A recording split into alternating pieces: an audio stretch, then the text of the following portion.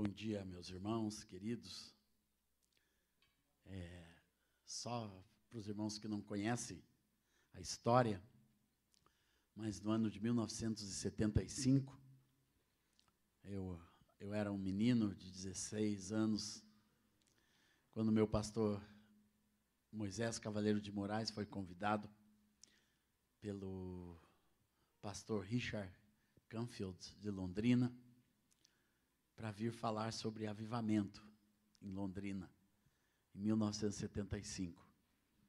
Eu era um jovem que tinha me convertido em 74, mas já ministrava o louvor e tinha um testemunho impactante de mudança de vida, e o pastor Moisés me levava sempre junto com ele nas suas viagens, que estavam começando com intensidade naquele ano, por causa da renovação que a Igreja Metodista no Rio Grande do Sul estava tendo.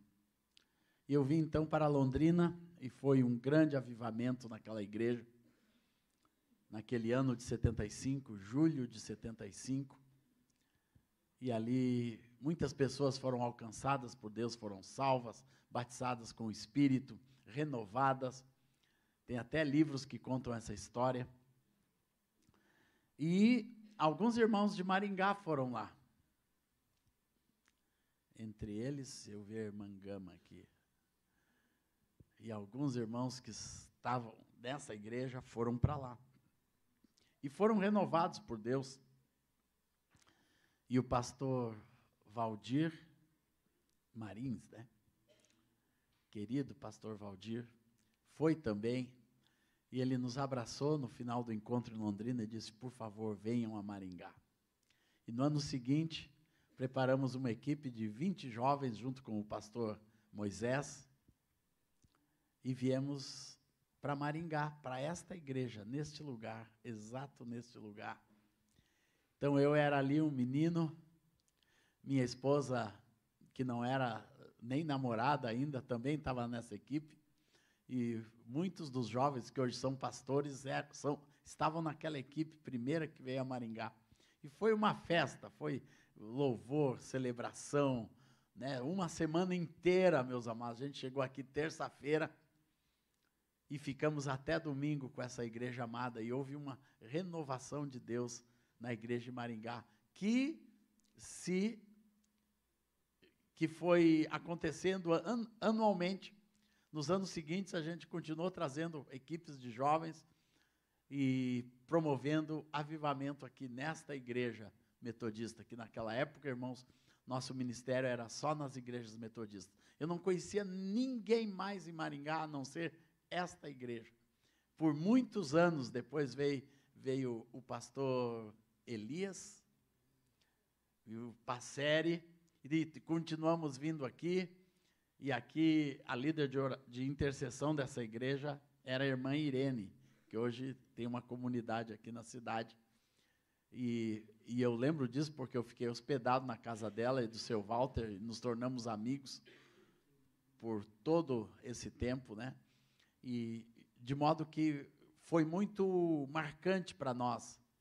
Eu até tirei uma foto ontem da igreja, louvando, para mandar para minha esposa, para dizer: olha aqui, onde a gente se conheceu e se começou, porque foi aqui que Rosane e eu começamos a olhar um para o outro. Assim. Glória a Deus, em Maringá. Glória ao Senhor Jesus. E tantos anos passaram. Hoje eu venho 2, 3 vezes em Maringá, todo ano. Mas fazia muito tempo que eu não vinha nessa igreja, de modo que eu agradeço retomar, poder relembrar minha história de vida e de ministério, o início do meu ministério, ainda na Igreja Metodista, que depois se tornou a comunidade aonde eu estou até hoje, aquele grupo que saiu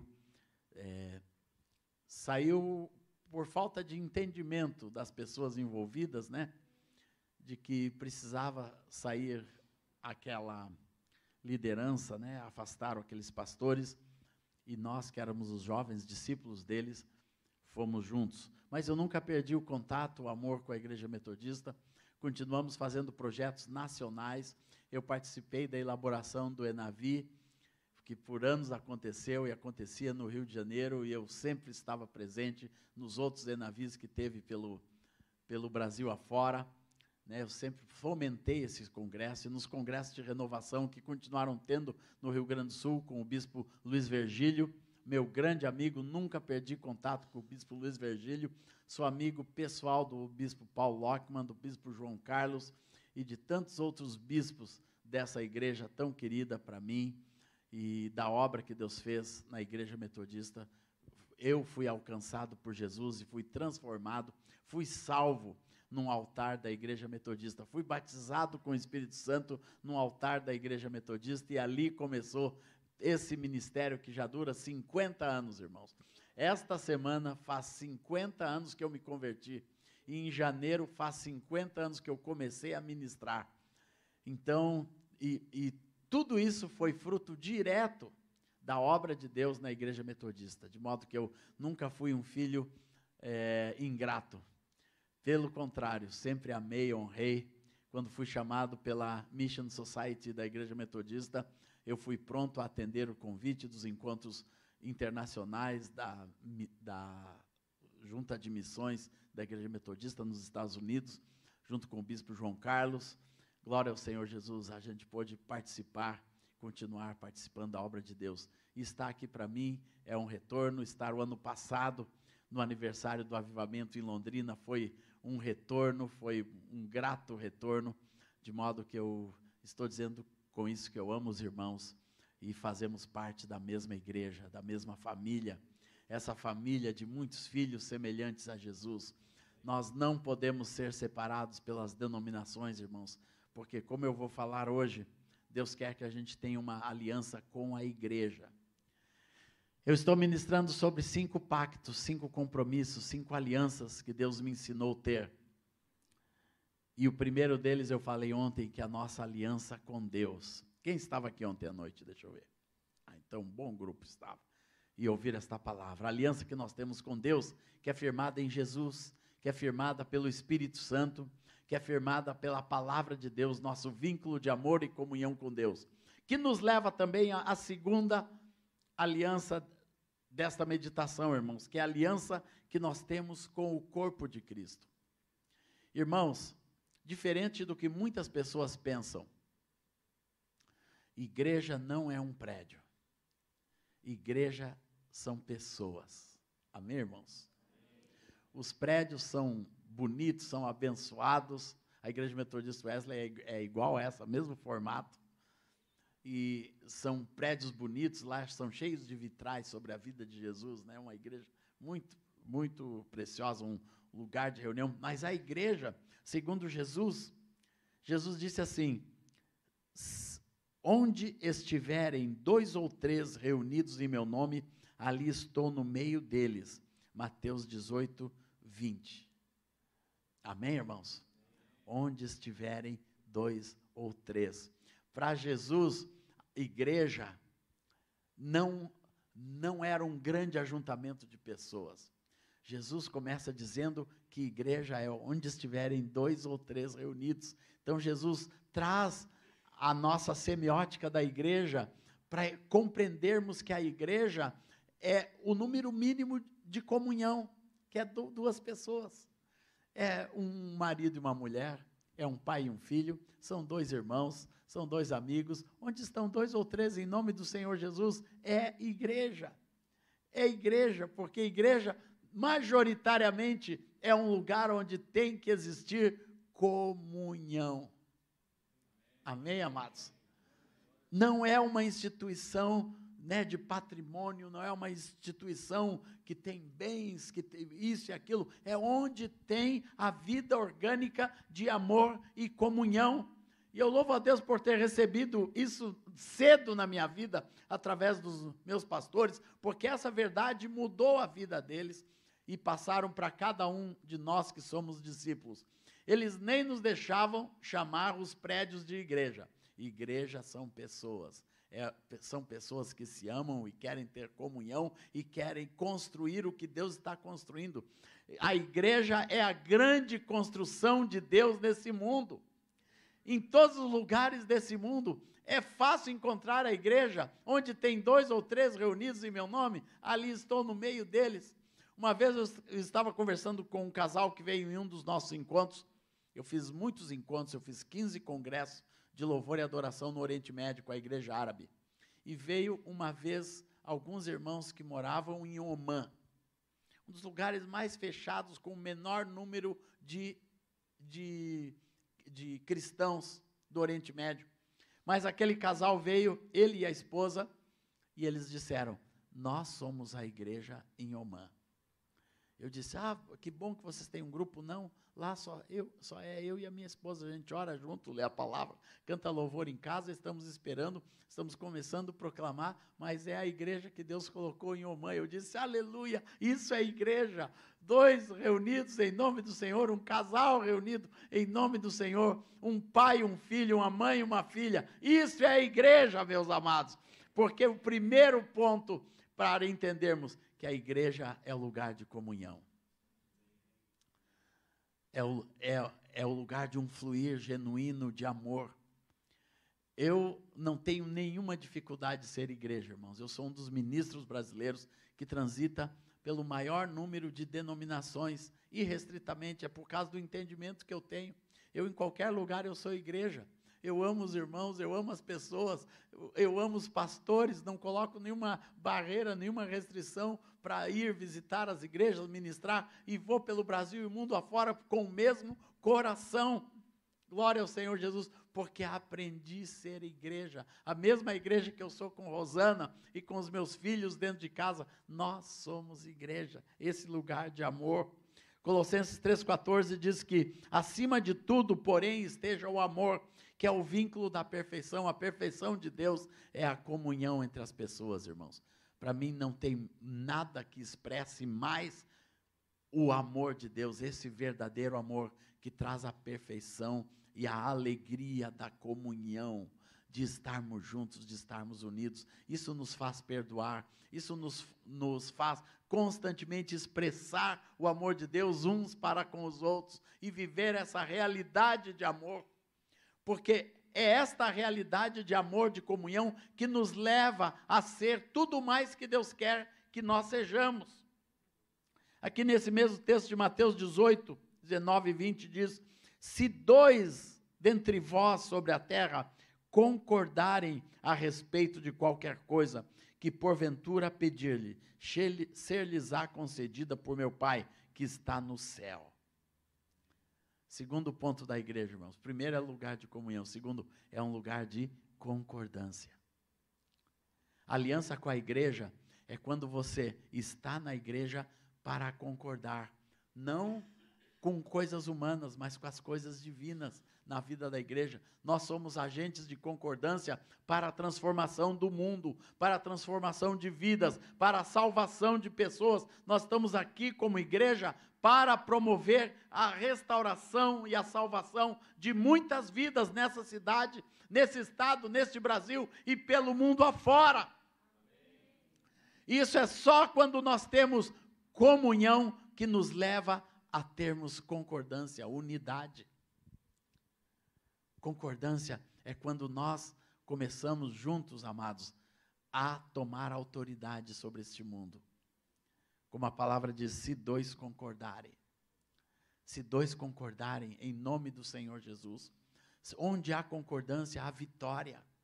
Onde há concordância, há crescimento, há salvação de vidas. Onde há concordância, há derramamento de bênçãos abundantes do Senhor sobre as nossas vidas, sobre as nossas casas.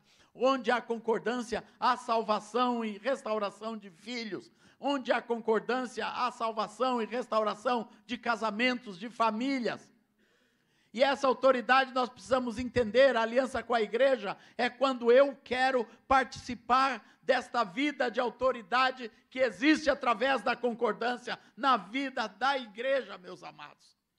Tem muita gente que pensa que a transformação do mundo vai se dar pela política. Não, pela política não vai acontecer transformação nenhuma nesse mundo, irmãos. Todos os lados da política são comprometidos com coisas do mundo. Nós podemos ter nossa liberdade civil de termos nosso voto, termos a nossa escolha política, mas igreja é outra coisa. Igreja não é força política, igreja é força espiritual para transformar o mundo. E uma verdadeira aliança com a igreja é quando você deseja e se torna parte dessa transformação.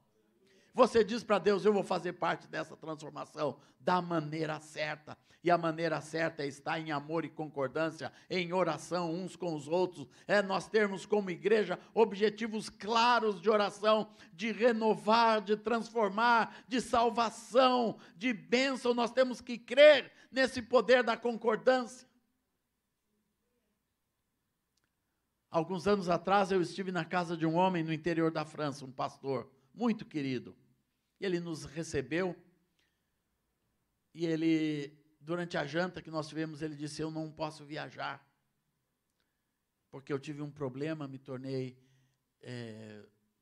com uma deficiência renal e perdi toda a minha capacidade renal e os médicos disseram que nem transplante resolvia, eu tinha que fazer hemodiálise todos os dias. E esse homem nos levou num quartinho que ele tinha nos fundos, onde tinha uma grande cadeira de hemodiálise, com todo aquele maquinário. Ele disse, o governo da França colocou esse maquinário e enfermeiro à minha disposição, e eu faço 6 horas de hemodiálise todo dia. E eu fiquei preso a esta cadeira para o resto da minha vida. E um dia perguntei para Deus, enquanto fazia, em o que eu posso continuar participando do teu reino? Eu ainda podia ir em um culto por domingo, porque no resto da semana eu fico preso a essa estrutura. E Deus disse, você pode interceder. Daí ele desenhou um grande mapa que tinha na frente daquela cadeira, que eu lembro nitidamente até hoje de olhar aquele mapa. E ali ele colocava todas as necessidades que ele conhecia, da igreja, dos países, da fome, das guerras. E eu fico sentado 6 horas, orando por cada nome, por cada pessoa, em concordância com o Espírito Santo, porque eu creio no poder da oração. E aqui eu vou colocar o nome de vocês, colocou o meu nome do outro irmão que estava comigo em Porto Alegre, para eu orar por vocês também, porque Deus ouve a nossa oração, aleluia.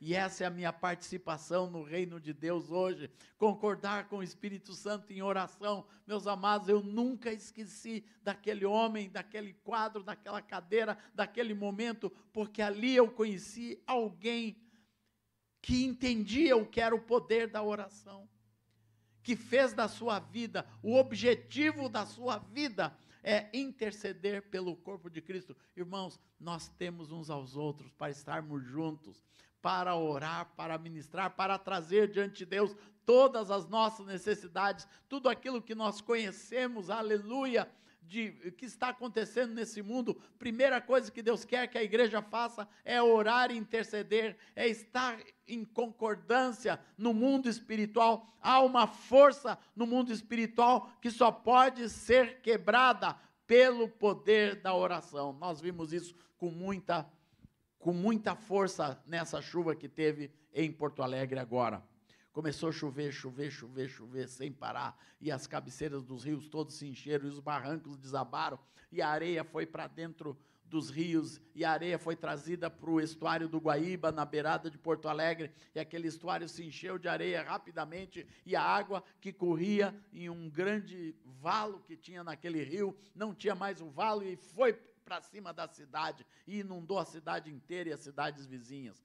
E souberam em 1 minuto qual foi a razão, viu, irmãos? Foi o assoramento do rio, a razão da inundação. E por muitos anos não desassoreiam aquele rio, então ele está com uma profundidade muito pequena, e se não tirarem aquela areia, na próxima chuva é capaz que inunde de novo, viu? Então ore por nós. Mas o que aconteceu é que os pastores começaram a se reunir, disseram, nós vamos nos reunir para interceder pela cidade. E começou a aparecer pastor de tudo quanto é lado, irmãos. Os pastores viram, não, nós temos que estar juntos nessa hora tão difícil. e ajudarmos uns aos outros e ministrarmos a bênção e a graça de Deus. Então Deus usou aquela chuva para fazer uma coisa que nunca tinha acontecido em Porto Alegre. A reunião do Conselho de Pastores era 5, 6 pastores que se reúnem lá há anos, né, sempre os mesmos, e os demais, os mais jovens que iam surgindo, não queriam participar de uma coisa antiga, mas Deus nos reuniu novamente, jovens, velhos, muito velhos, jovenzinhos, pastores de todas as denominações, de todas as cidades.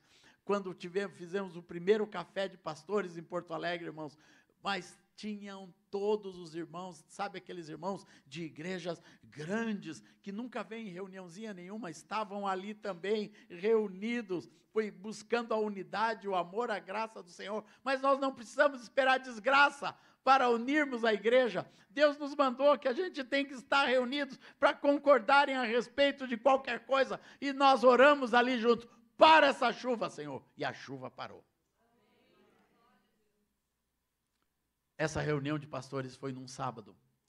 Na segunda-feira, depois de chover, quase 15 dias ininterruptamente. Não sei de onde que Deus tirou tanta água, irmãos. Deus tirou todas as águas que estavam concentradas na atmosfera, que pôs ali em cima do Rio Grande do Sul e sul de Santa Catarina. Mas parou a chuva, irmãos. Eu lembro que a senhora que trabalha na minha casa, que a sua casa ficou com 3 metros de água, ela disse, parou a chuva. E começou a vazante, daqui 2 dias nós podemos ir para casa. 2 dias depois ela nos ligou e disse, já estou lavando e secando roupa, glória ao Senhor Jesus. Então, concordância sobre qualquer coisa. Vamos, irmãos, começar a nos reunir para ver quais os problemas da cidade, quais os problemas das famílias. Traga a sua causa diante do Senhor, traga o nome dos seus filhos diante do Senhor. Eu fui o nome de um filho que foi levado ali na salva de oração da igreja Wesley. Minha mãe me punha meu nomezinho ali toda semana, e sempre tinha irmãos que durante a semana pegavam todos os papeizinhos e oravam. Ficavam orando pelos papeizinhos. Foi uma das primeiras obras da renovação em Porto Alegre. Foi os irmãos que eram batizados no Espírito Santo, que queriam orar, vinham durante a semana pegar aquela salva de pedidos de oração, irmãos. Eu era um nome daqueles de um papelzinho, mas teve concordância. Senhor, salva a vida do Asaf, em nome de Jesus. Salva a vida. Concordância é nós termos autoridade. Eu lembro um dia que nós estávamos num congresso em Porto Alegre, com a irmã Valnice Milhomes, e era um congresso sobre oração. E eu creio que ela ministrou de manhã, e na palestra da tarde chegou alguém e disse, o pastor tal foi sequestrado, pegaram ele e o carro dele, ele foi sequestrado. A irmã Valnice disse, agora nós vamos todos aqui nesse lugar, nós vamos concordar que o diabo vai largar, que o ladrão vai largar, Deus vai recuperar o carro, não vai perder o carro, não vai acontecer nada com esse irmão, em nome de Jesus. Toda a igreja disse amém, e fica aí, ore pelo pastor tal, concorde junto, ali de 2 em 2, nós vamos orar juntos na presença do Senhor. E oramos, irmãos, não deu 10 minutos. Ligaram, largaram o pastor, ele foi solto, devolveram o carro também, glória ao Senhor Jesus. Isso é concordância. E eu pude experimentar isso, eu mesmo um dia estava lá em Olaria ministrando, irmãos, no Rio de Janeiro, e eu cheguei para o culto da noite, e o pastor estava pálido no seu gabinete, disse, irmão, senta aí, aconteceu uma coisa terrível, acabaram de me ligar do telefone da minha esposa, os ladrões pegaram ela saindo de casa, estão com o carro, e com ela no carro, e não sabemos nada, eles ligaram do telefone dela, e o que a gente faz? Vão lá que a igreja já está reunida, eu sei o que fazer. Fui lá para frente da igreja, irmãos, a pastora foi sequestrada assim, nós agora vamos concordar de 2 em 2, com poder, na autoridade do Senhor, nós vamos concordar que ela vai ser salva, vai ser liberta, o carro não vai ser tomado em nome do Senhor Jesus, e ali oramos, fica de 2 em 2, fiz exatamente o que a irmã nos ensinou a fazer, e concordamos com a liberação daquela irmã. Irmãos, não deu meia hora, os ladrões largaram ela e o carro num posto de gasolina, glória ao Senhor Jesus, porque assim é o Senhor, em nome de Jesus, glória ao Senhor Jesus. Tenha a capacidade de exercer a sua autoridade em concordância.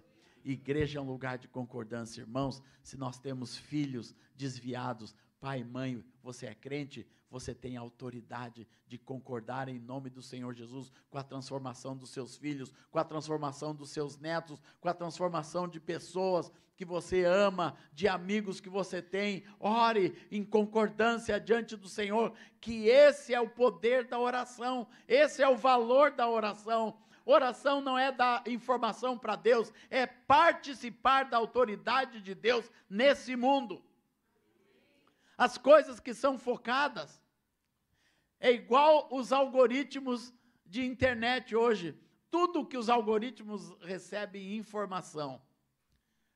Por exemplo, se tem alguém que sempre está ouvindo Azaf Borba, o algoritmo lá os grandes algoritmos de computação vão querer saber quem é o Azaf Borba, para eles mandarem esse Azaf Borba, a música do Azaf Borba mais para frente. Hoje mesmo apareceu uma música minha numa das listas mais ouvidas da internet. Aleluia, Senhor. Porque o Brasil está concordando com aquela música. É uma música que chama A Tua Palavra, que é o meu último lançamento nas mídias sociais.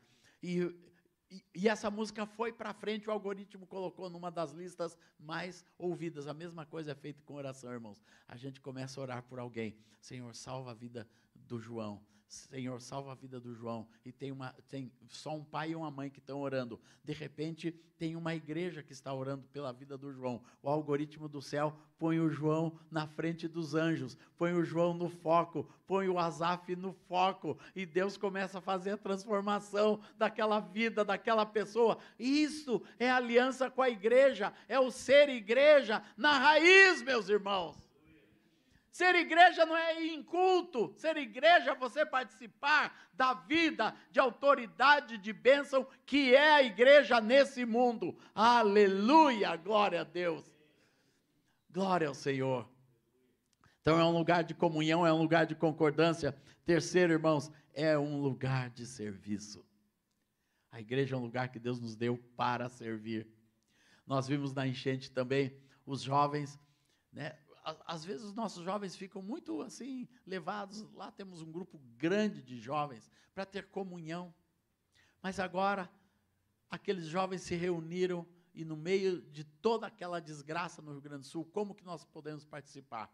Plano número 1, os jovens, eles mesmos se cotizaram, arrumaram barcos, compraram barcos com motor, vamos resgatar pessoas, e saíram pelas cidades, porque as ruas, não era mais rua, irmão, só andava de barco, e saíram nos barquinhos resgatando as pessoas, resgatando animais, resgatando crianças, resgatando velhos. Minha mãe mesmo ficou presa, isolada, com 2 metros de água no edifício dela, e os irmãos foram lá retirar minha mãe pela janela, ou sei lá por onde, saiu minha mãe e meu padrasto de 93 anos, de barco, resgatados, né, pelos jovens que aprenderam a servir. Na segunda fase, quando baixou, nós fizemos 10 equipes com 5, 6 jovens, entre moços e moças, de limpeza de casas. Então a gente foi vendo isso na nossa igreja de Porto Alegre, na nossa igreja em Canoas, na nossa igreja em Sapucaia, fizemos essas equipes, compramos geradores elétricos, e lava-jatos, ligava o gerador, só usava a água que não faltou, usávamos a água do DEMAI e a eletricidade do nosso gerador e o lava-jato, e lavamos todas as casas, lavava a casa da rua inteira, assim, entrava na rua, e aqueles jovens servindo ao Senhor, levavam Bíblias, entregavam nas casas. Um dia alguém ligou, olha, a casa que a gente chegou é um centro afro, né? Daí nós dissemos, lava também e deixa a Bíblia aí dentro. Lava tudo direitinho, deixa tudo limpo, nós não vamos fazer discriminação de ninguém. Nós vamos mostrar o amor de Deus através do serviço. E a igreja agiu através do serviço. Todos nós, irmãos, ninguém ficou isento. Aquelas equipes eficazes de limpeza, limpavam tudo, viam e catalogamos tudo que tinha se perdido em cada casa, principalmente dos irmãos da nossa igreja. 50 irmãos perderam tudo. 50 famílias perderam tudo e nós providenciamos recursos para dar de novo a geladeira, dar a cama. Todo dia eu recebo, olha a cama que foi comprada, olha a geladeira nova do irmão tal. E a gente vibra, porque é a igreja servindo, irmãos. A igreja servindo, e não foi algo só nosso lá, não. Sabe quem serviu? A igreja aqui. O irmão Wilson Matos, da Cesumar, um dia me telefonou, eu estou com 2 carretas disponíveis, o que eu ponho aqui? Eu disse, irmão, enche de água de colchão, enche isso aí de cobertor, porque vai chegar o frio, e recebemos aquela carreta da Cesumar aqui, irmãos, dadivosa, cheia de água limpa, cheia de colchões, distribuímos aquilo para as famílias. Glória ao Senhor Jesus. Outro senador me ligou e disse, Azaf, você é a pessoa que eu confio e que eu conheço no Rio Grande do Sul. Eu estou com 2 carretas aqui, manda o quê? Daí a gente já precisava de outros gêneros, e já precisava de fogão, tu arruma fogão, arruma uns fogão aqui, mandou fogão, irmãos. Glória ao Senhor Jesus. Recebemos fogões, recebemos geladeiras e tudo, porque é a igreja servindo. É a igreja servindo, é a igreja se mobilizando. Eu estava lá em Fortaleza e a igreja lá se mobilizou, irmãos assim, simples, numa igreja presbiteriana onde eu estava ministrando, se mobilizaram para servir, para mandar, aleluia, abençoar, de serviço. E agora nós temos equipes, daí já tem que ser mais especializadas, porque as casas precisam de reconstrução.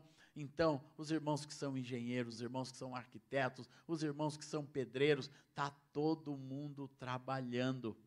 Mas não precisa uma crise para servir, irmãos. Nós podemos servir em qualquer hora, em qualquer lugar. Nós podemos servir uns aos outros. Serviço é quando nós nos dispomos a ser servos uns dos outros pelo amor, como fala Gálatas 5,14. Antes, servos uns dos outros pelo amor. Porque a lei se cumpre em um só preceito, amarás o teu próximo como a ti mesmo. Gálatas 5,14.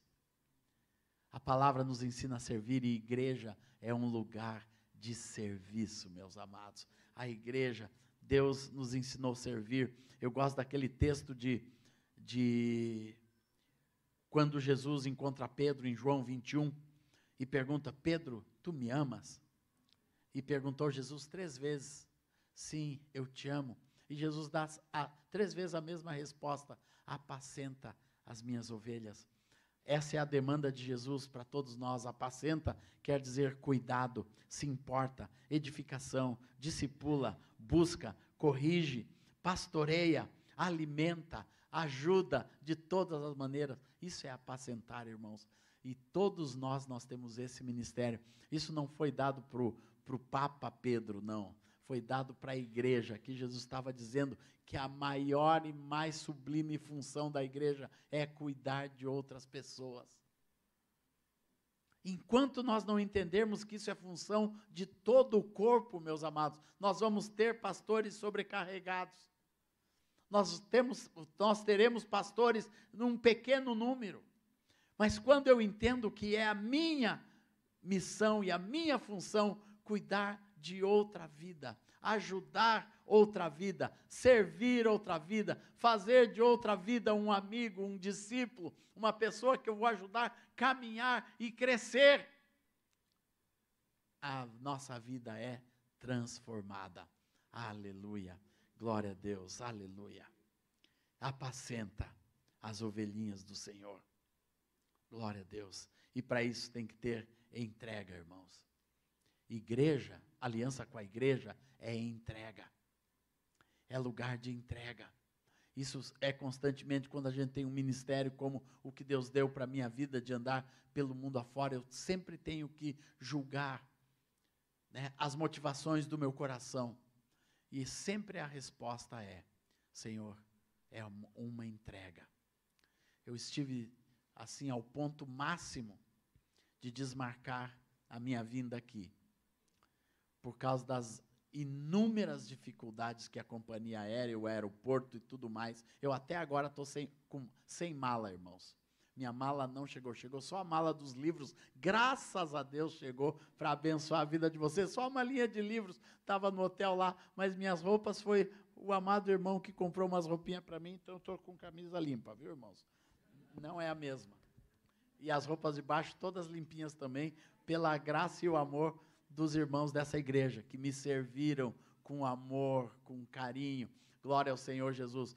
Mas eu estava ali sentado naquele aeroporto, quase desistindo de tudo, porque as impossibilidades eram tantas para vir para cá, que eu estava em comunicação com os irmãos, quase desistindo. Mas, por fim, o meu coração respondeu: não, mas meu ministério não é um ministério de sombra e água fresca, é um ministério de entrega. A gente pensa que ministério é sombra e água fresca. Não, ministério é entrega. E hoje, dia dos pais, ministério é entrega.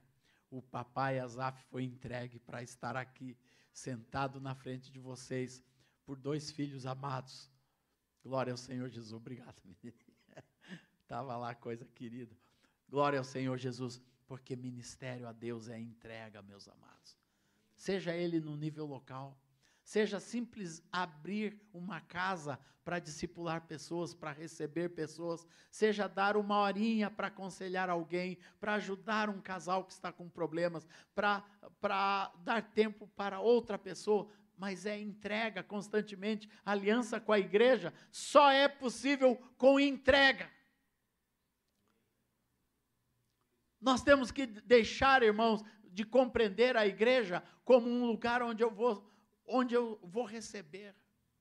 Jesus disse: melhor é dar do que receber. Por que será isso, irmãos?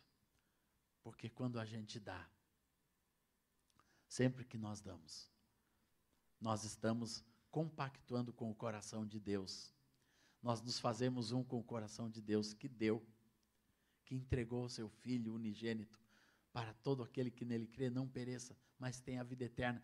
Tudo em Deus foi dar, foi entregar, foi abençoar, foi perdoar, foi restaurar, foi receber. E tudo nós tivemos de Deus, irmãos. Nós temos que ter o mesmo caráter que houve em Cristo Jesus, que a si mesmo se esvaziou e se entregou por nós. Esse é o caráter de Jesus. Isso é uma verdadeira aliança com a igreja.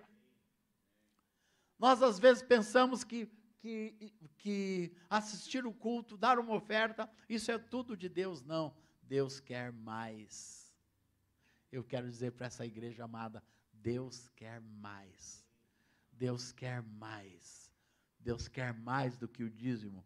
Deus quer 100%. Deus não quer só o dízimo, Deus quer o 100% de tudo que eu sou, de tudo que eu faço, de tudo que eu tenho. Deus quer o 100%. Um dia eu decidi e disse: Deus, tu vais ter o 100% da minha vida. Tu vai ter a minha vida inteira para servir as pessoas, para servir o corpo de Cristo. Aleluia. Isto é igreja. Glória a Deus. É fácil ver quem vive esta aliança, porque ela dá mais do que recebe. É fácil ver quem tem uma aliança com Deus e com a igreja, porque ele está disposto a dar muito mais do que recebe. E eu louvo a Deus por essa ser a realidade da minha vida e do nosso ministério. Nós vivemos para dar. Glória ao Senhor Jesus. A terceira aliança, irmãos, ainda temos um tempinho. É a aliança que nós temos com os nossos pastores.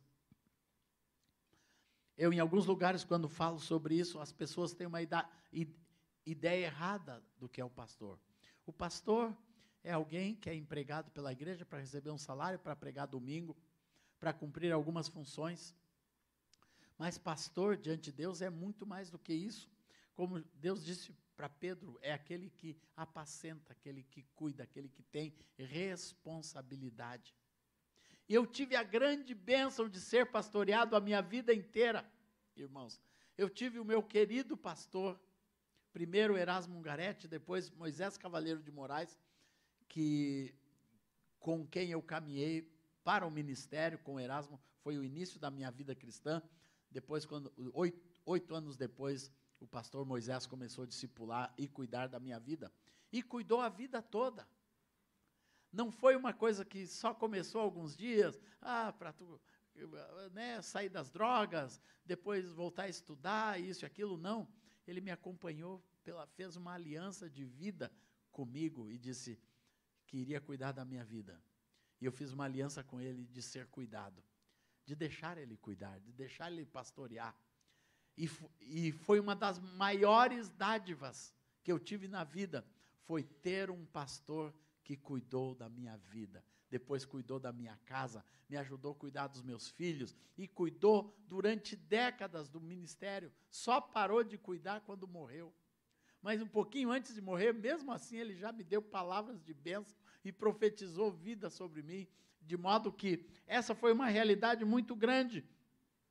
E a primeira coisa que Deus me fez foi identificar o meu pastor. Hebreus 13:7 fala: lembrai-vos dos vossos guias, os quais vos pregaram a palavra de Deus, e considerando atentamente o fim da sua vida, imitai a fé que tiveram. Eu tive a bênção de não apenas lembrar dos meus guias, mas de passar a minha vida junto com esses meus pastores e aprender o que Hebreus 13, lá no 17, fala: obedecei aos vossos guias e sede submissos a eles. Os pastores têm que cuidar, têm que apacentar, têm que ministrar, têm que ajudar a caminhar, têm que ajudar a perdoar. Mas o que as ovelhas precisam ter, irmãos, é obediência e submissão. Porque a maior função do pastor não são as funções eclesiásticas, são as funções ministeriais na nossa vida. Sabe por quê? Em 2 Coríntios 5:7 diz que nós temos um tesouro em vaso de barro, para que a excelência do poder seja de Deus e não de nós. Deus colocou um tesouro em vaso de barro. Sabe o que é um pastor? É quem cuida do vaso.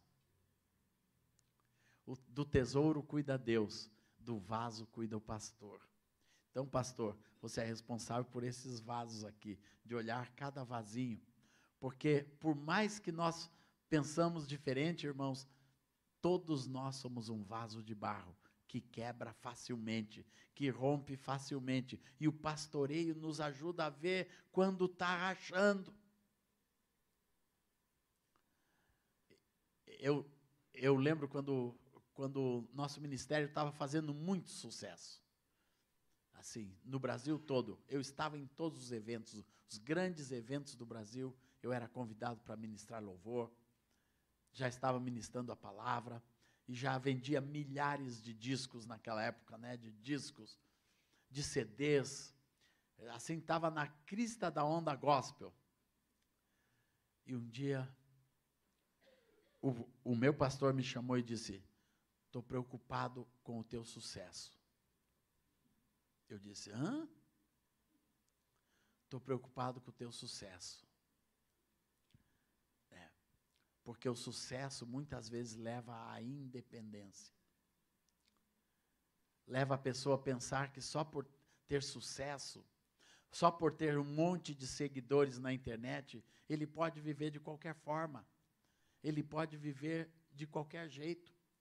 E ali aquele pastor humilde, simples, orou comigo e disse: Azaf, não deixa nada roubar a simplicidade de Deus no teu coração. Não deixe o sucesso roubar a simplicidade do Espírito Santo, os valores de Deus na tua vida.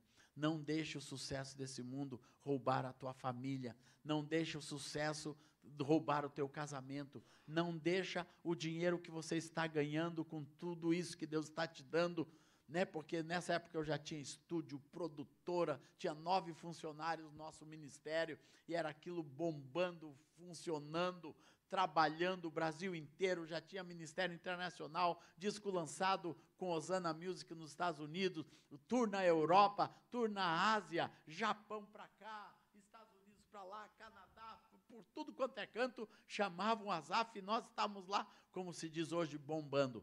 Não deixa o sucesso roubar os valores de quem você realmente é. Asaf, você continua sendo um vaso de barro. Às vezes o sucesso rompe com o vaso de barro e o tesouro se perde. Irmãos, para mim essa foi a maior e mais abençoada função do pastoreio na minha vida. E eu louvo a Deus que Deus fechou meu coração para a rebeldia, fechou meu coração para a independência e me manteve pastoreado. Que Deus mantenha a tua vida pastoreada, meu amado. Não deixe nada desse mundo iludir o teu coração. Todo discípulo de Jesus precisa de pastoreio. Eu digo isso em nome do Senhor Jesus nessa manhã para essa igreja amada. Não importa se é metodista, presbiteriano, batista, da comunidade, tem que ser pastoreado. Se quiser ir longe na vida, precisa de pastoreio, precisa prestar conta, precisa de conselho, meus amados. Todos nós precisamos de conselho, não tem ninguém aqui que é independente por si mesmo. É a grande artimanha do diabo, é te fazer achar que você sozinho se basta. Essa é a maior artimanha do diabo na vida da igreja, achar que você pode ouvir uma palavra e viver como quiser, sem prestar conta para ninguém. Eu estou dizendo que uma igreja vitoriosa, que um ministério vitorioso, que uma família vitoriosa, que um casal vitorioso, aleluia, é aquele que presta conta da sua alma. Porque a palavra diz em Jeremias 17:9, enganoso é o coração e desesperadamente corrupto. Não adianta, nós somos enganosos, nós nos enganamos e somos corruptos, não tem conversa. Qualquer pessoa que é feita de carne e sangue tem esta condição espiritual de ter um coração facilmente enganado e facilmente corrompido. Prova é o número de divórcios que nós temos no mundo hoje, e até mesmo dentro da igreja, corações que foram enganados e se corromperam e perderam os valores, perderam os princípios, perderam a graça de viver uma vida em abundância. Eu lembro inúmeras vezes que o meu amado pastor chamou eu e a Rosana e perguntou: como vai o casamento de vocês?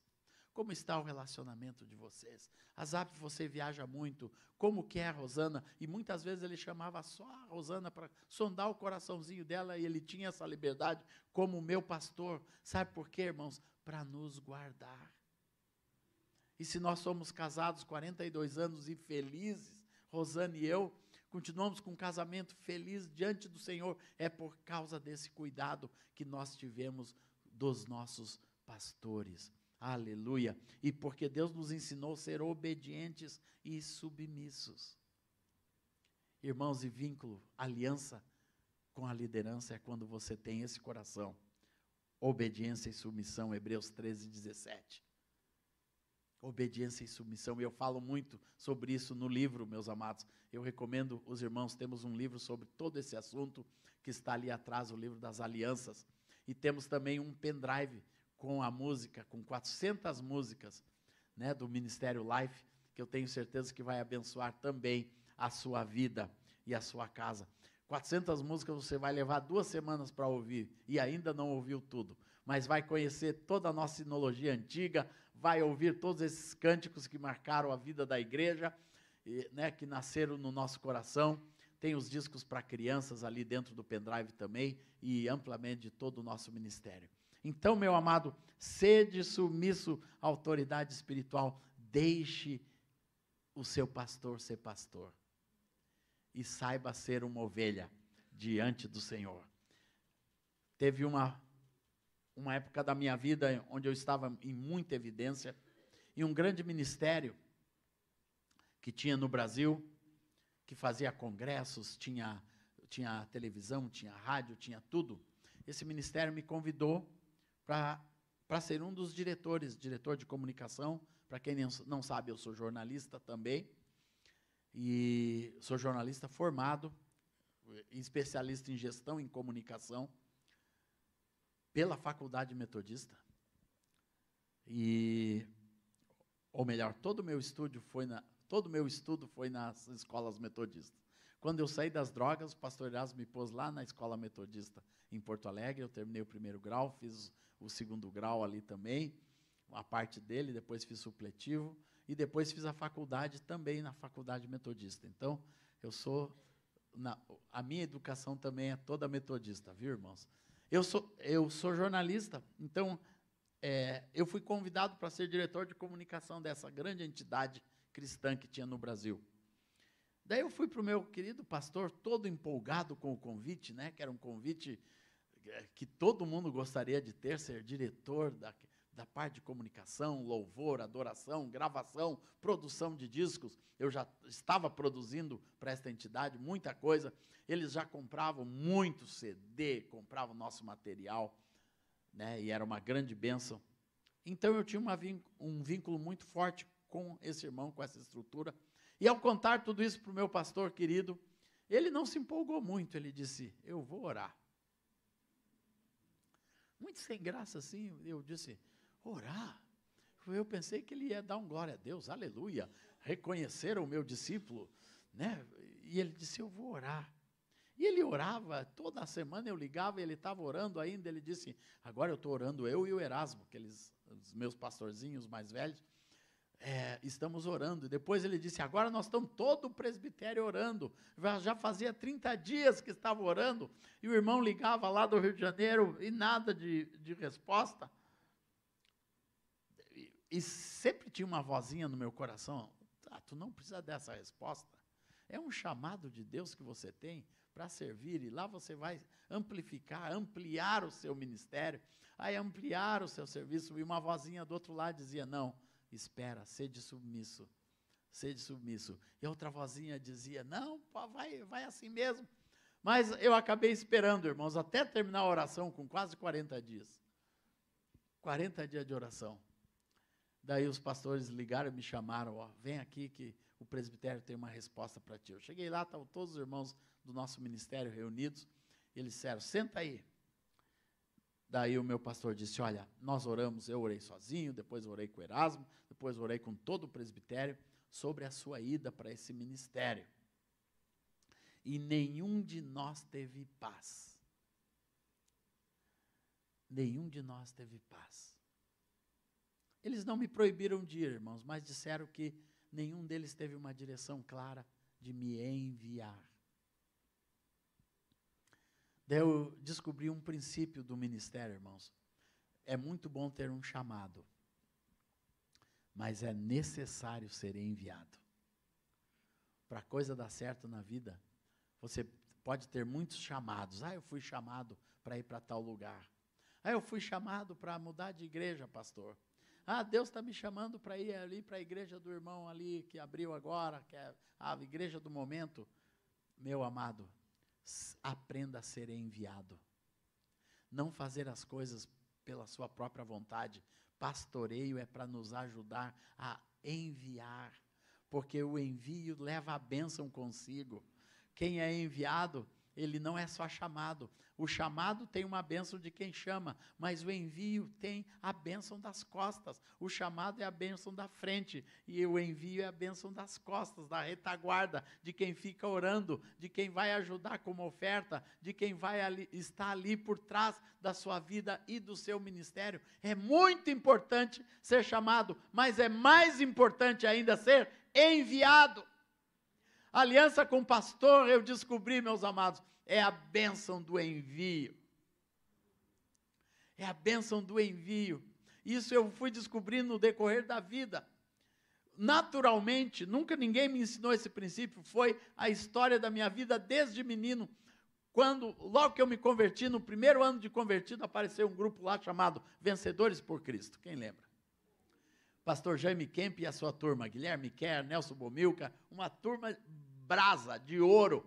E o pastor Jaime Kemp, no início de uma das reuniões, o meu pastor Moisés, que estava recebendo os vencedores, disse, o Asaf vai cantar uma música, antes dos vencedores, para a gente cantar aqui, juntos, uma música da nossa igreja. E eu fui lá, irmãos, e cantei, Hosana, Hosana ao rei, mantos e palmas espalhando vai. E cantei aquilo com os vencedores, eles tocaram juntos, e aquela foi a minha primeira expressão, né, de de tocar com uma banda. Eu nunca tinha tocado com uma banda antes, e toquei logo com os Vencedores, o maior grupo da minha época. E no fim daquele culto, o pastor Jaime Kemp disse: Vencedores precisa dessa sua alegria. Que ele era americano, né? E você quer fazer parte dessa equipe dos Vencedores, viajar mais uns meses conosco? Nós queremos alguém como você junto com a gente.